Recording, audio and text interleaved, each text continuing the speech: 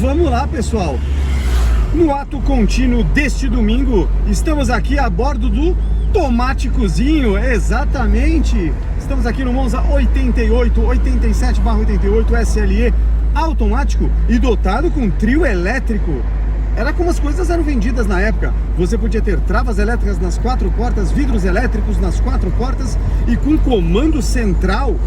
E além de trava para criança desavisada, tinha também. E tinha a famosa direção hidráulica, que fazia com que você se sentisse a bordo de um Chevrolet da década de 60 V8 americano.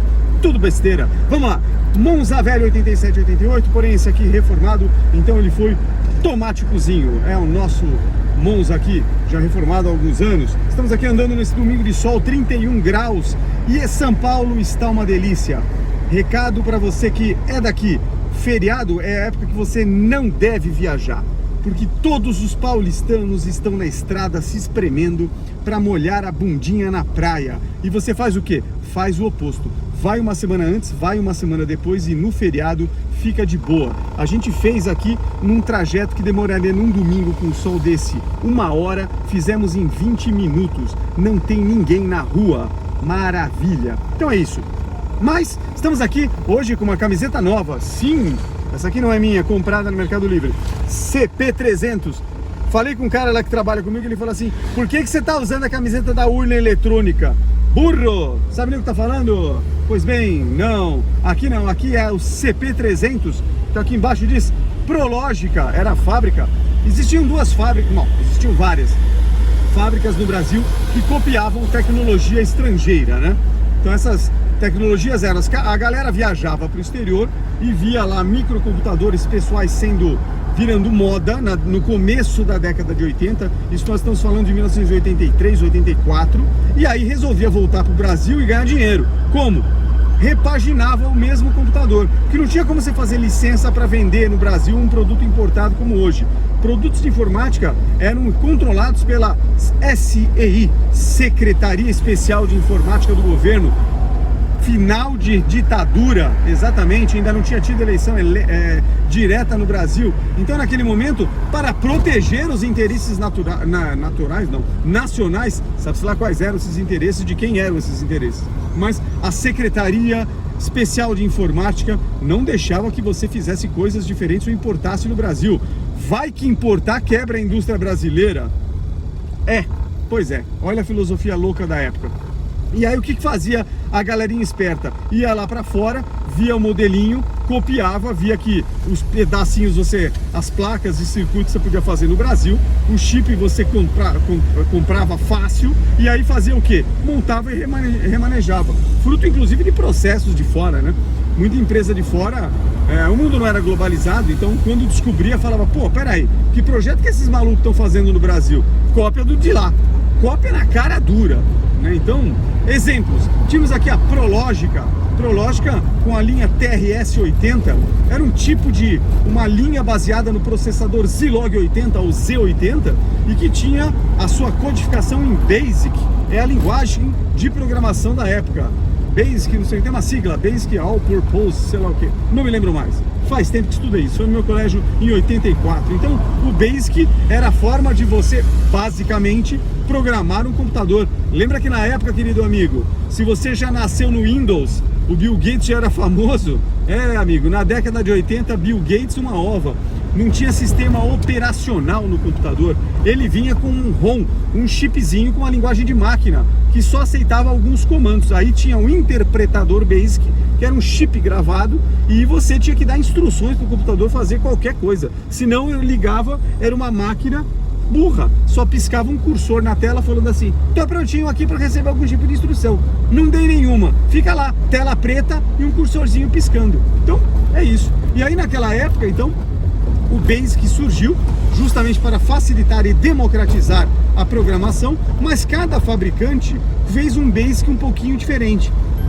Assim, o chassi era o mesmo, os comandos, por exemplo, REM para comentário, print para imprimir, input para entrar com dados, instrução, como é que era aquela instrução, Simone? Não sei não. For next, claro que lembra, for next.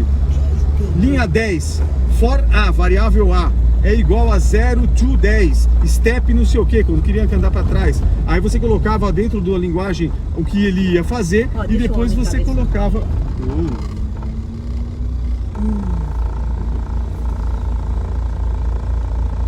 Uma menininha com a mão.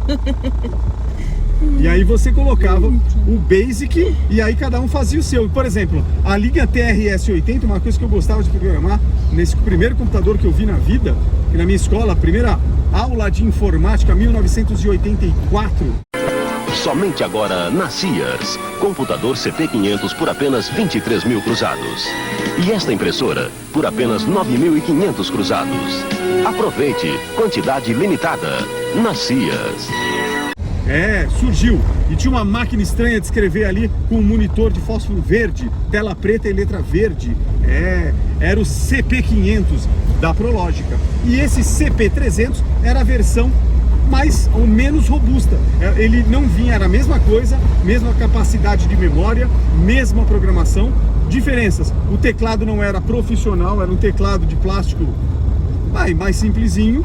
Ele precisava ser ligado numa televisão ou num monitor, você precisava comprar a parte, e não tinha também unidades de disquete, você precisava usar a fita cassete para guardar os seus programas. Comando save, abre aspas, nome do programa, fecha aspas, enter. E aí ele falava, prepare, em inglês, prepare o seu gravador e aperte yes quando estiver pronto. Colocava o gravador REC e yes, e ele gravava, ele comutava, transformava de bits, que era o digital, programação, em sons, gravava como se fosse um fax, lembra disso? Ou uma internet de linha de escada, gravava na fita cassete em áudio. E depois, para você carregar o programa da fita cassete de volta para o computador, porque desligou, ele morria, né? Não tinha disco rígido, SSD, não tinha nada disso. Então o que ele fazia? Você dava um load, abre aspas, fecha aspas, play no seu toca-fita e ele carregava justamente o seu programa. Alguns minutos ali carregando e ele voltava para aquela situação normal. Era isso que era feito na década de 80. Enfim, o primeiro computador que eu mexi na vida era o CP500 da Prológica. Põe a foto aí. CP500, depois a escola revolucionou, que o CP500 que nós tivemos era um amarelinho, gabinete amarelo, e ele não tinha disco de drive de disquete flexível 5/4. Põe a foto do que é isso. É um treco desse tamanho que cabia 600 bytes de cada lado. E isso se ele fosse dupla face. Senão você tinha que perfurar, virar o disco para ele ler em dupla face, senão era só um lado. Galera, é isso aí. Depois é que vieram os disquetinhos pequenininhos, 3,5 polegadas, com capacidade de 1.2 megabytes. Nossa, então é isso. Então você tinha lá, mas no primeiro era fita cassete, o que é um saco, né? Bom, depois a escola comprou o CP500 D80, que era já com uma unidade de disquete, esse era mais caro, fazia lá os boletins, impressora, ó o mãozinho aí, mãos escada aí, ó. Ó lá, mãos escada, sobrevivente. Então, o CP500 com a P500 era impressora matricial, tinha uma margarida e um trilho, ele percorria e fazia e imprimindo aquela merda. Não era jato de tinta, não existia. Existia, na verdade, existia, né? Mas já em 84 já existiam as impressoras, o projeto da jato de tinta, inclusive da HP, mas fora do Brasil. No Brasil ninguém podia importar, era contra a lei. De resto, quem tinha era contrabando. É isso. Era isso, galera. CP300, um ícone. Mas não eram os meus, né? Quando eu comecei a ter aula no colégio, obviamente que eu me apaixonei por computador e fui até o meu pai e falei, já sei o que eu quero de aniversário. O quê? Computador. Com o quê? Computador. Microcomputador, computador pessoal. Mais um videogame. Ele não tinha a menor noção do que dava pra fazer com aquilo. As empresas grandes, as multinacionais, os bancos tinham computadores gigantescos em salas de ar-condicionado. Então ninguém imaginava, né? Computador pessoal era um negócio, você programar seu próprio computador, tá maluco? Pois bem, então aí eu pedi. E aí quando eu pedi, eu fui estudar minhas enciclopédias que nós estávamos montando, enciclopédia de informática. Solta a foto, eu fico puto quando solto foto, porque eu tenho que ficar editando essa merda depois. Solta a foto, 4 volumes, Abril Cultural, professor Sabatini e 4 volumes da enciclopédia informática, fizeram um puta de um compêndio, fizeram uma pesquisa internacional e a gente começou a ver o que o mundo tinha em 1984. Pois bem, encadernamos aí essa enciclopédia e estuda daqui, estuda de lá. Eu falei, eu acho que eu já sei o que eu vou querer, um CP500. Meu pai falou, nem fodendo, você tá maluco? Tá achando que o meu dinheiro é capim? Que computador, monitor de vídeo acoplado? Isso aí é mais que não sei quanto, é quase um preço de um carro, você tá louco? Escolhe outro. Aí eu falei, então... O que eu ia escolher? Achei um outro fabricante que plagiava projetos internacionais, mas graças a Deus, inclusive, eles faziam isso, senão a gente não tinha nada. Que era a Microdigital. A Microdigital era outra empresa concorrente da Prológica, mas apostou no modelo mais popular para molecada e deu super certo. E foi o que? O TK83, 82, 80, não, começando do começo. TK82C. Tinha funções científicas no Basic, você podia colocar a fórmula com inteiro, cosseno, tangente, cotangente e por aí ia. Depois eles avançaram, criaram o TK83. Eu cheguei a emprestar uma vez de um amigo isso, porque ele tinha 2 KB de memória RAM.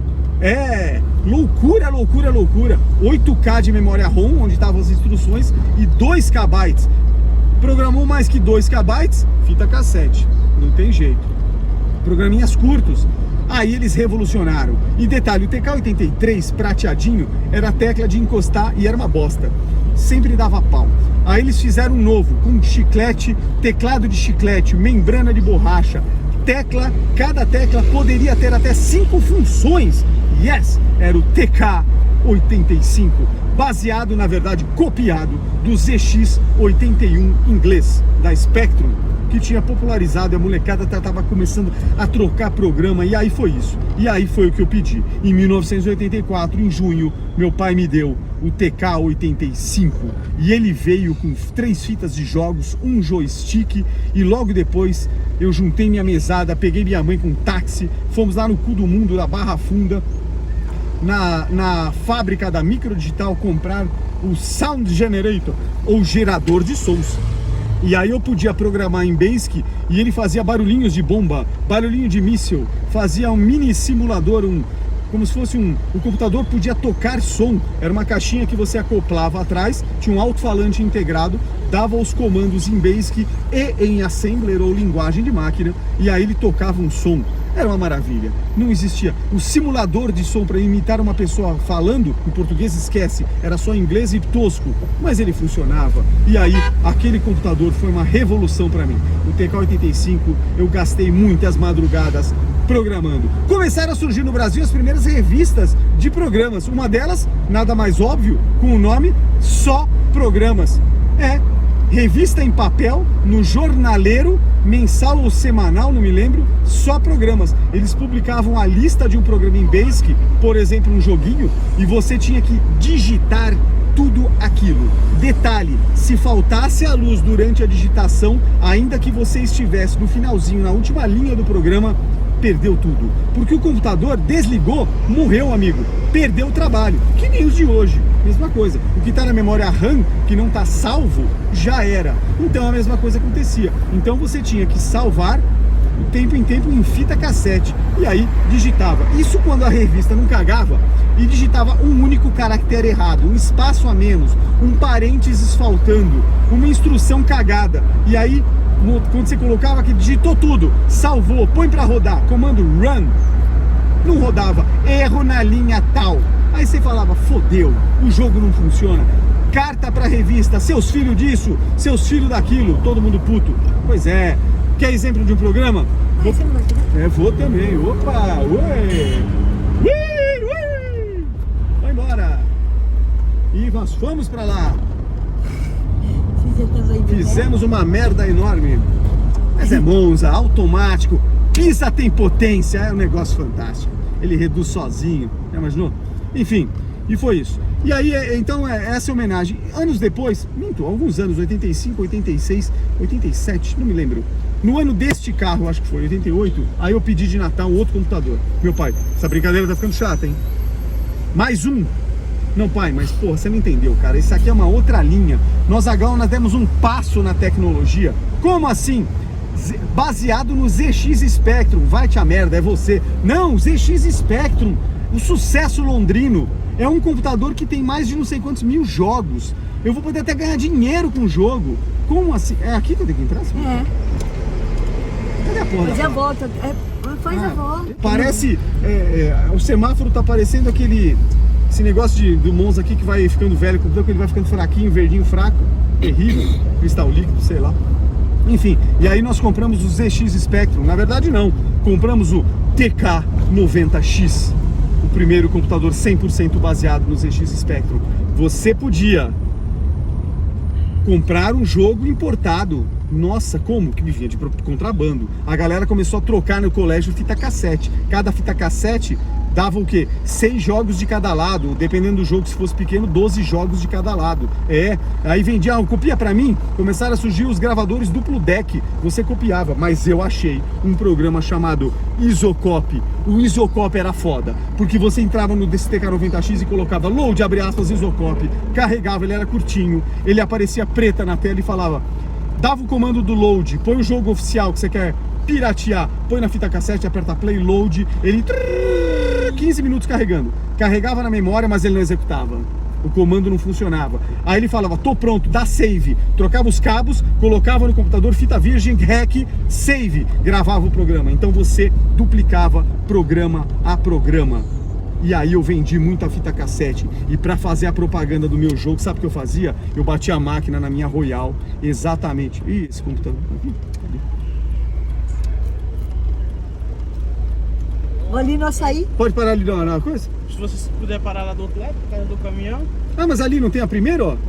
É por É causa, na loja. por causa da porta da loja, que ela é automática. Aí por causa da quintura, ela fica abrindo e fechando. O outro lado lá também é da gente. Ah, bom. Então, Tá bom.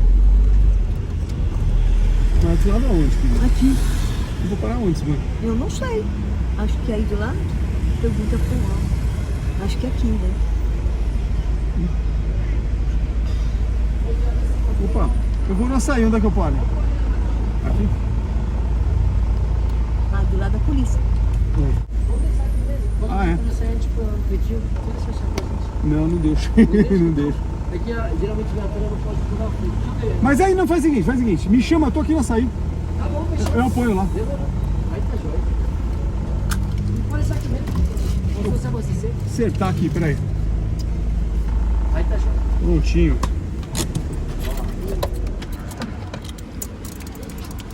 Muito bem. Fechar as encrencas aqui.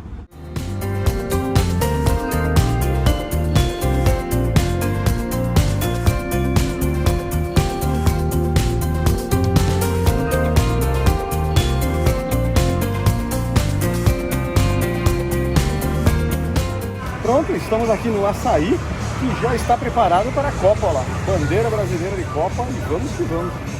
E é isso. Então depois eu termino a história dos computadores. Vamos ter que colocar um monte de foto aqui de ZX Spectrum, TK90X, ixi, tem um monte de coisa. Vamos lá. Moreira Salles, vamos ver aqui a última exposição. Da última vez que a gente veio, a gente estava montando a exposição. Vamos ver qual que é. Não sei se é Xingu, vamos ver o que é. Aproveitar o domingo. E como tá calor, algum local com ar condicionado. Ah, tem uma pessoa trabalhando. Vamos virar, vamos filmar indevidamente, ó. Mas acho que ela não tá trabalhando não. Não sei se ela tá trabalhando, porque na verdade ela tá olhando o celular, não deve ser trabalho ali. Enfim, vamos lá.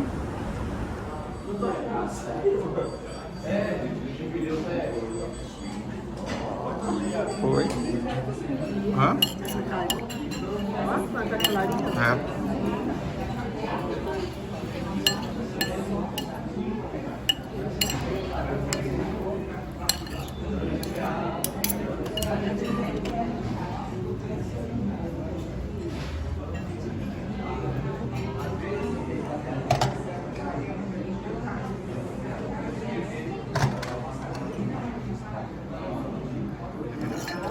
Galote eu disse onde era.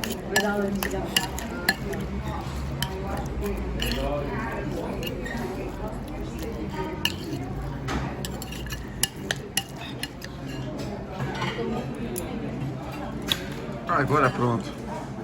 Muito obrigado.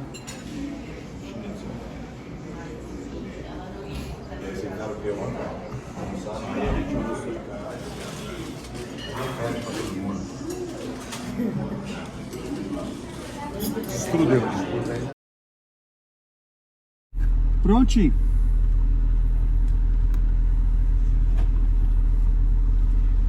Aí, galera, dando continuidade ao vídeo do açaí.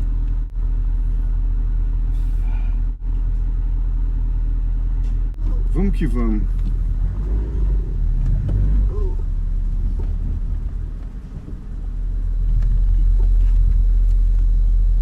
Muito bem. Um diazinho meio... Quer dizer, o dia foi bom, mas estava dando uma chovida agora à noite aqui na praia. Então vamos que vamos.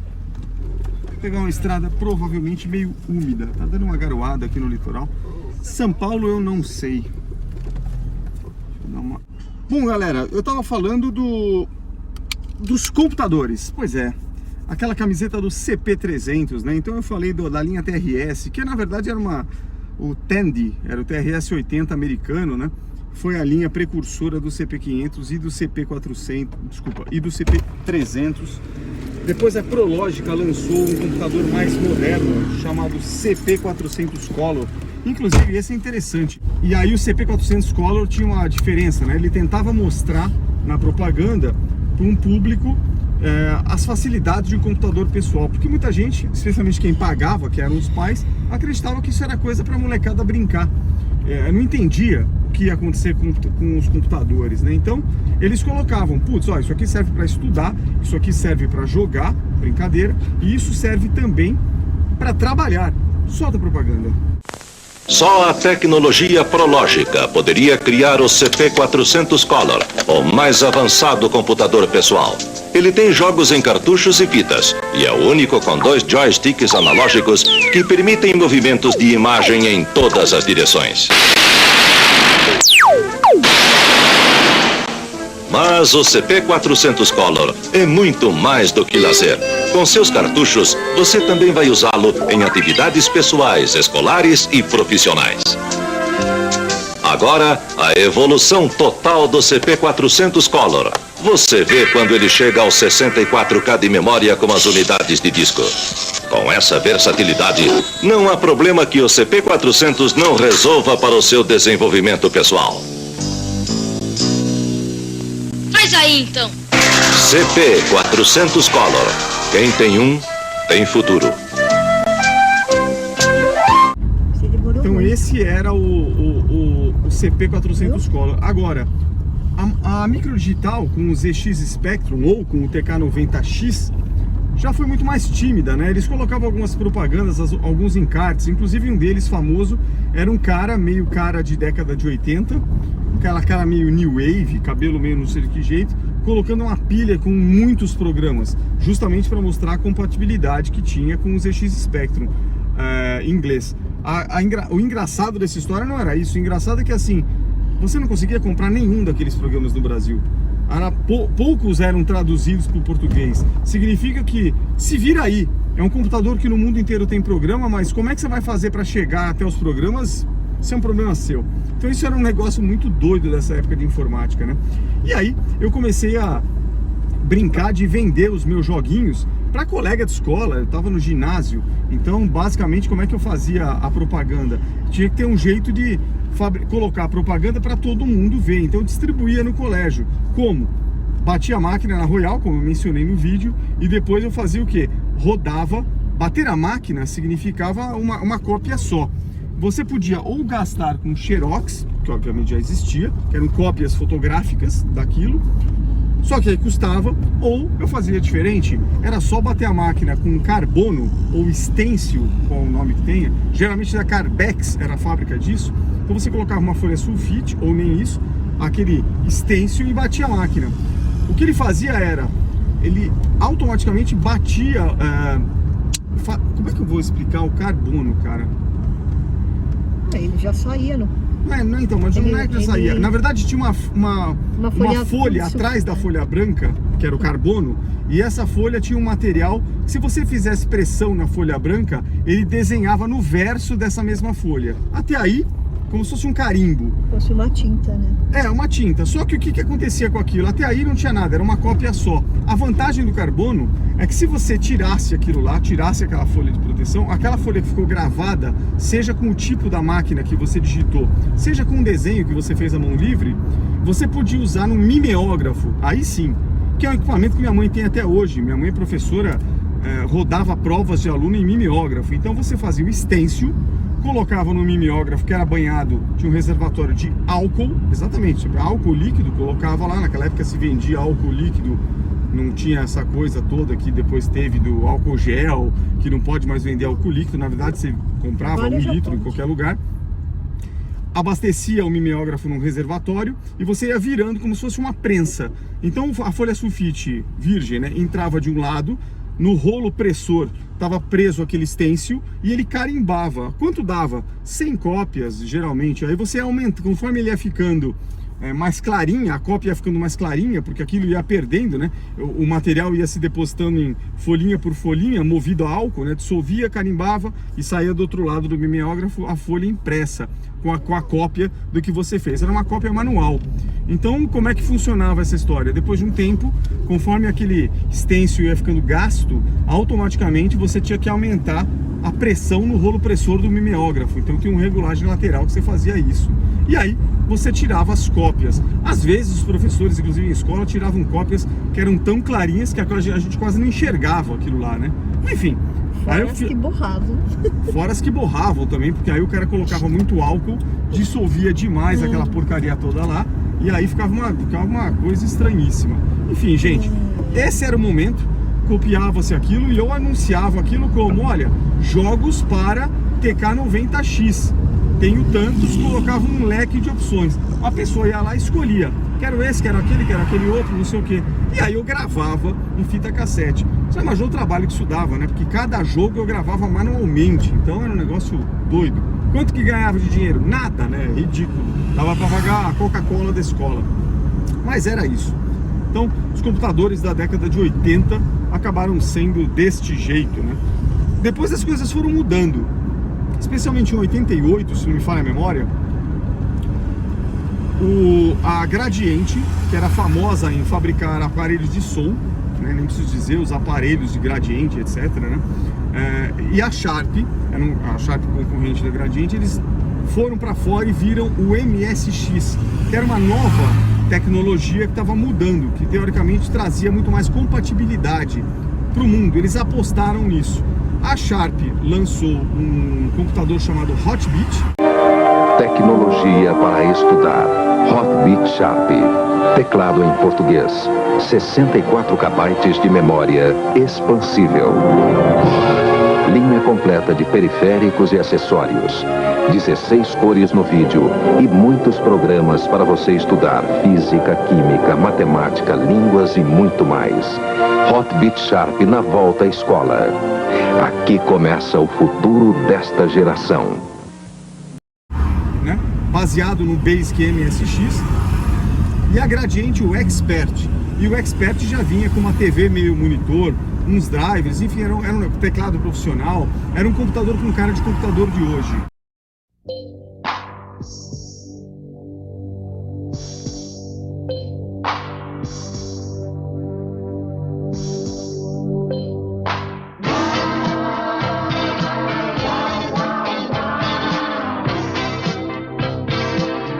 Expert MSX, o microcomputador da Gradiente para a geração que vai mandar saber mandar.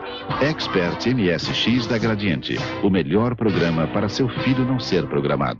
Enfim, do outro lado, e aí esse foi o lançamento da feira de informática no AMB que eu fui em 1987 ou 88. Era o lançamento, existiam bancadas desse computador para você brincar ali. Inclusive tem uma particularidade, as lojas de departamento naquela época, em shoppings ou na rua, por exemplo, em shopping eu ia muito, shopping Morumbi, então você tinha lá a loja de departamento qual? Mapping, Sandiz, Mesbla não tinha no shopping Morumbi, era Mapping de um lado, Sandiz do outro. Eram as grandes lojas que eu mais frequentava. Então eles tinham também bancada, departamento de informática, colocavam lá vários computadores expostos, ligados, para você sentar e brincar, dos mais caros aos mais modestos, que eram os populares. Tinham computadores mais caros? Tinham. A Scopus, que é do Bradesco, fabricava computadores da linha, como se fosse IBM, né? A Itautec começava também com do Itaú, por aí ia. E o que mais popularizava, na verdade, quando eu fui estudar em 87, 88, já no Objetivo, os computadores da sala de informática do Objetivo, eram 20 computadores, né, cada aluno sentava em um, eram Apple II. Então Apple II ou os nacionais que eram traduzidos da Apple, né? Apple era americana, então a Apple era difícil ter. Você tinha o Unitron AP2, fabricado no Brasil, na verdade cópia da Apple, e por aí ia. Aí já era um outro Basic, era o Basic Apple. Ele tinha um negócio que era fantástico, que eram os jogos da Apple e o visual da Apple eram completamente diferentes. Então não existia o Windows. Agora, passou um tempo, eu fiquei sem brincar com informática, fui fazer outras coisas da vida e me desliguei de computadores. E aí surgiram os IBMs, mas ainda em DOS. Então não era nem MS-DOS. MS é Microsoft DOS. Não, era o DOS para o PC. Então eram comandos em DOS, não tinha nada a ver com programação em BASIC, né? Era um outro mundo também. Então no DOS começou a surgir um negócio diferente. Você ligava o seu computador, um IBM, né, por exemplo, e aí você carregava o sistema operacional que era DOS. Então, a partir dali, você simplesmente carregava um programa básico para a memória do computador, para você poder, aí sim, pegar outros programas prontos, sejam jogos, aplicativos ou o que quer que fosse. Aí foi a sacada do Steve Jobs na época, quando ele percebeu, na linha Apple, no Macintosh, quando ele lançou, na verdade, o Macintosh. Now I'd like to show you Macintosh in person. All of the images you are about to see on the large screen will be generated by what's in that bag.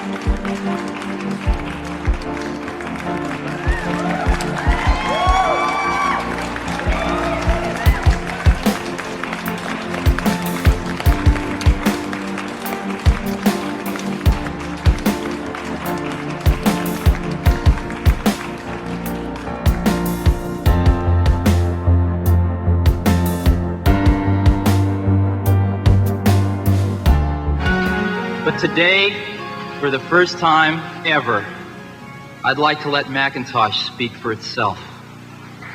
Foi o primeiro computador realmente pensado em função gráfica.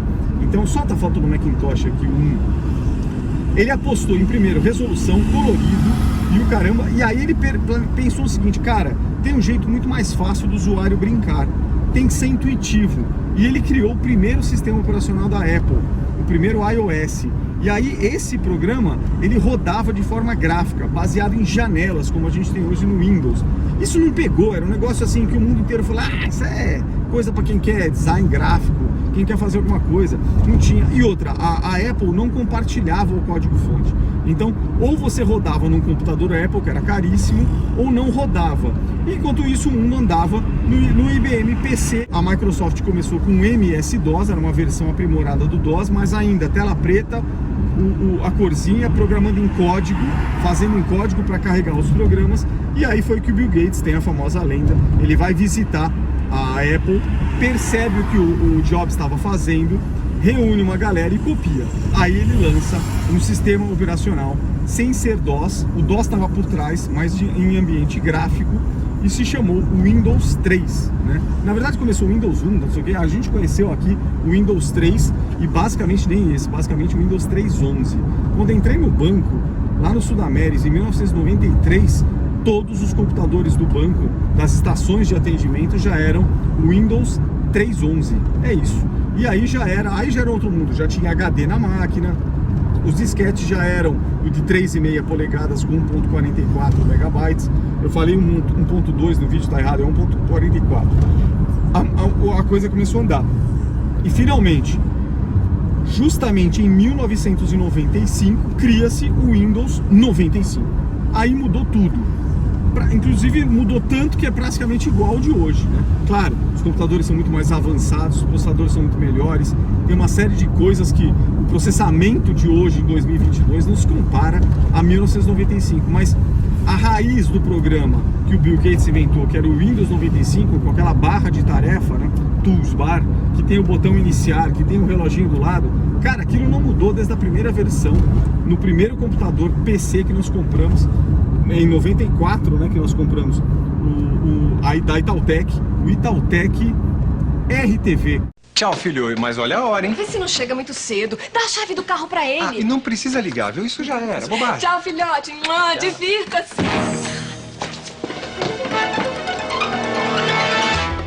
O novo InfoWay vai virar a sua casa do avesso. Ele tem processador Pentium Intel, TV e som com controle remoto, Visual Phone e já vem pronto pra internet. Ô, filhão, isso é hora de chegar em casa? Gostou? Leva pra casa.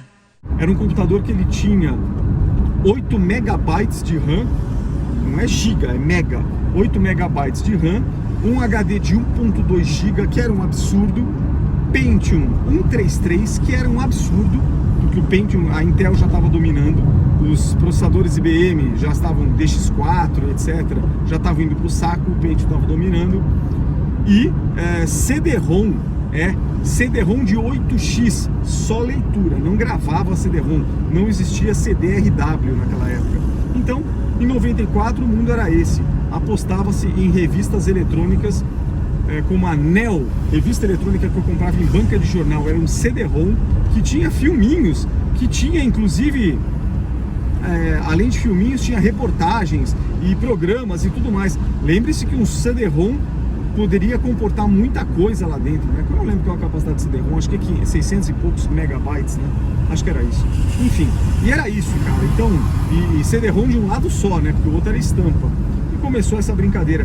Inclusive eu tenho eu copiei de uma das revistas Neo que eu tenho lá em casa, talvez da primeira, uma propaganda da Volkswagen que lançou dentro da revista Neo. É um videoclipe da Paraty, a primeira Paraty no estilo bolinha, 1995. Solta aí.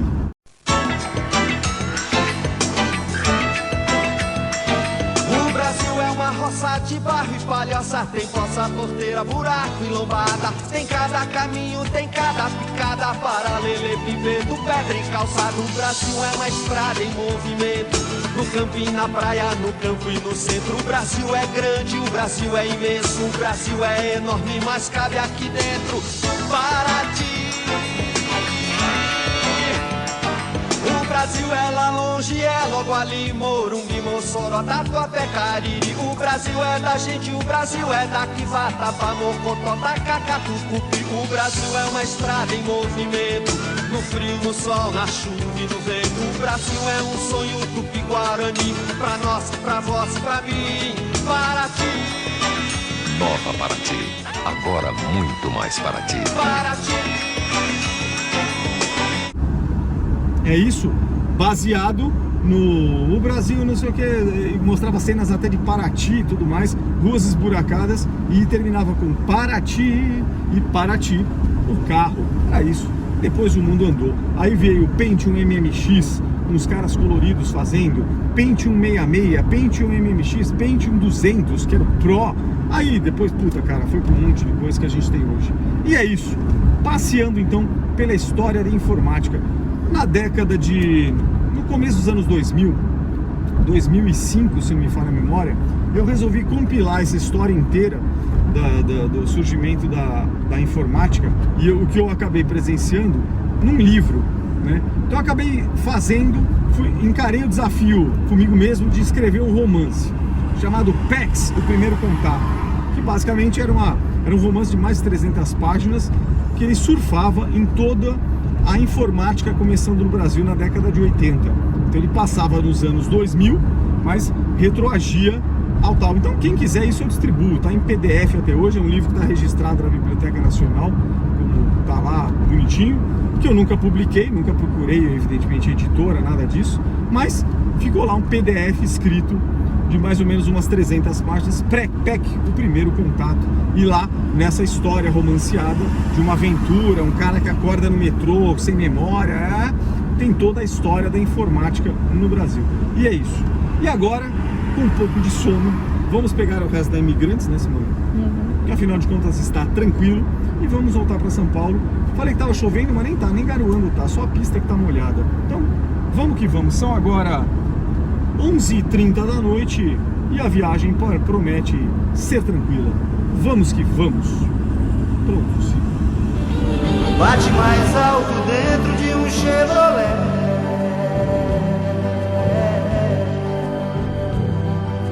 Bate mais alto dentro